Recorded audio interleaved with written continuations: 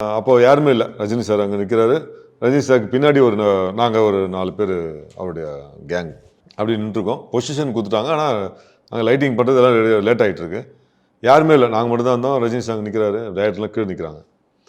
அப்படியே வந்தார். வந்துட்டு நீங்கள் எப்படி பாடியை எவ்வளோ நல்லா மெயின்டைன் பண்ணுறீங்க அப்படி கேட்டோன்னே ஷாக்காக போச்சு. இல்லை சார், மேபி நான் சின்ன வயசுலேருந்து பேஸ்கெட்பால் ஆடிட்டு இருக்கேன். இல்லை ரியலாகவே நீங்கள் செம்மையாக மெயின்டைன் பண்ணுறாரு. அதான் அவர்கிட்ட சொன்னேன், சின்ன வயசுலேருந்து பேஸ்கெட்பால் ஆடிட்டு இருக்கேன், அதனால தான் இருப்போம் சார் அப்படின்னு. அப்படியா பேஸ்கெட்பால் பிளேயர் நீங்கள்? ஆமாம் சார். பேஸ்கெட்பால் கொஞ்சம் எக்ஸ்பென்சிவ் இல்லை, கோட் போடணும், சிமெண்ட் கோட் போடணும், போர்டு, ரிங்கு, பாலு, காஸ்ட்லி. ஆமாம் சார். வாலிபால் ஈஸி இல்லை, ஒரு நடுவில் ஒரு நெட்டு போட்டால் விளையாடிடலாம்ல. ஆமாம் சார்.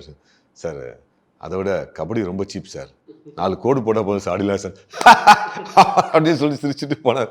ஸோ அவர் எது பார்த்தாங்க, நானும் ஏதாவது தப்பாக பேசிட்டு போன உள்ளுக்குள்ள ஒரு பையன் எனக்கு. ஏன்னா அவரை நோஸ்கட் பண்ணாமல் ஏதாவது பேசிட்டு ஒரு பையன் எனக்கு.